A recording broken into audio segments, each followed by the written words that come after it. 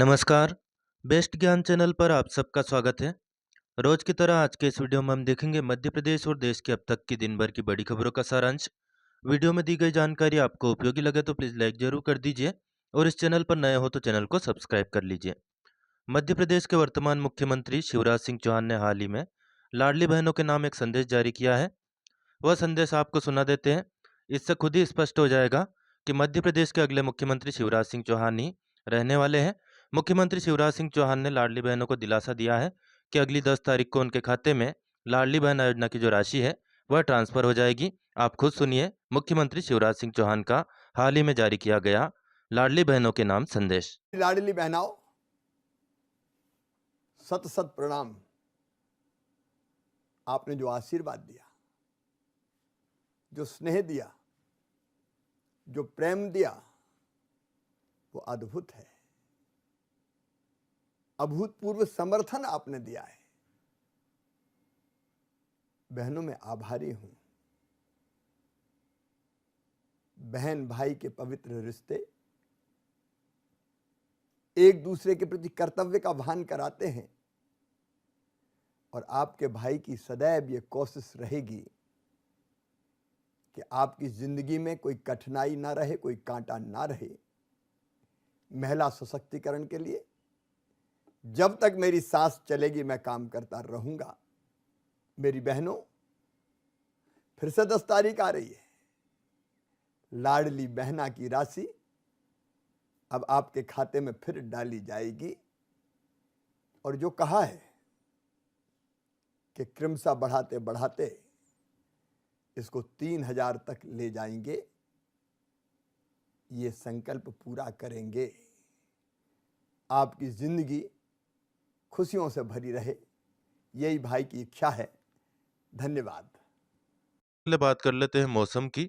हाल ही में एक चक्रवात बंगाल की खाड़ी में उठा हुआ है, उस पर बात करें तो यह चक्रवात अब बापतला के तटीय क्षेत्र के साथ ही उत्तर की ओर बढ़ने की संभावना है और विस्तार से मौसम विभाग ने इस बारे में बताया है।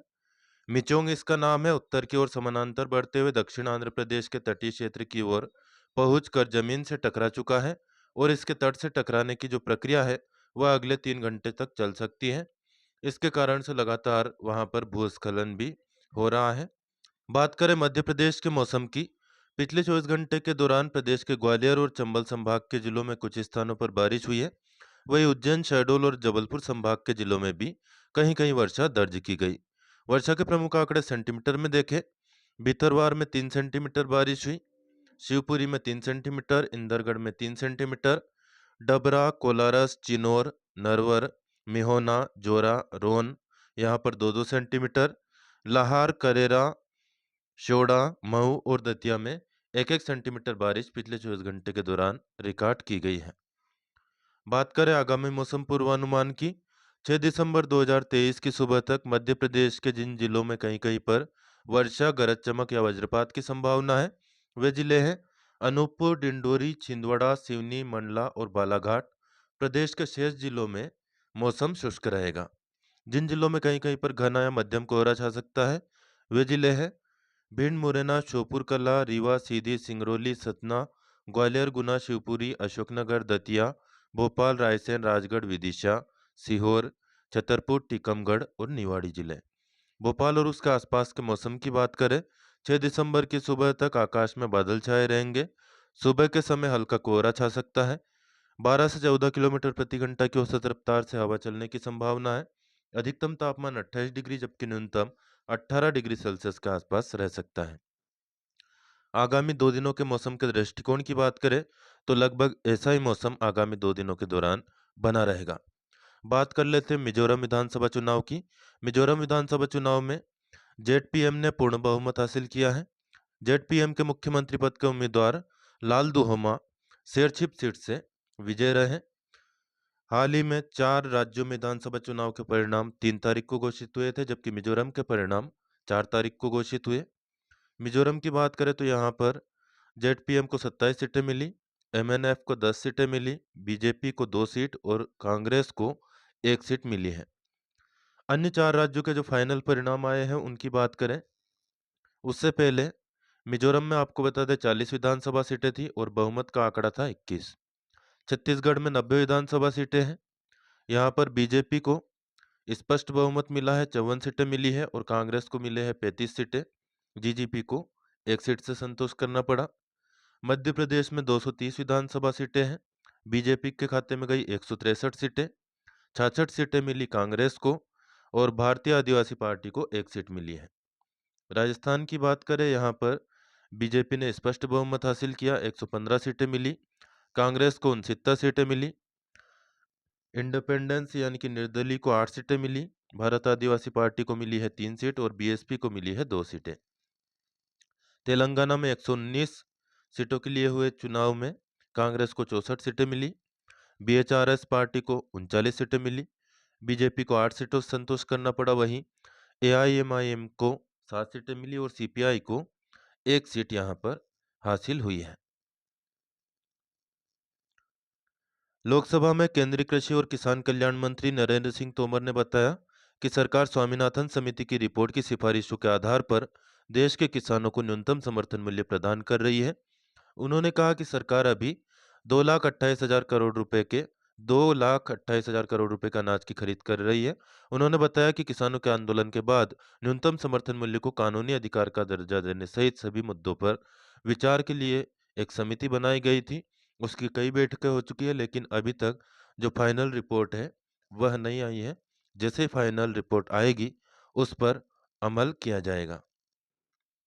राजस्थान के हवा महल से हाल ही में नवनिर्वाचित विधायक हुए हैं बाल मुकुंद आचार्य। इन्होंने कहा है कि यह हवा महल है, पाकिस्तान का कराची नहीं।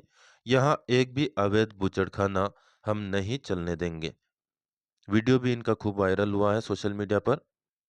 प्रधानमंत्री किसान सम्मान निधि योजना से जुड़ी अच्छी खबर है।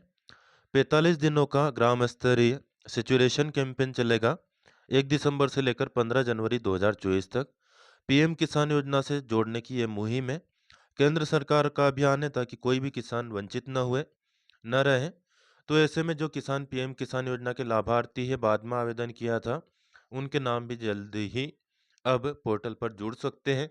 जो भी किसान नए किसान जुड़ना चाहते हो, जिन्होंने बाद में नई जमीन ली हो या फिर जो नए बेटा बेटी है उनके नाम जमीन की गई हो, तो वे सभी किसान अब इस मुहिम के तहत पीएम किसान योजना के लिए आवेदन कर सकते हैं।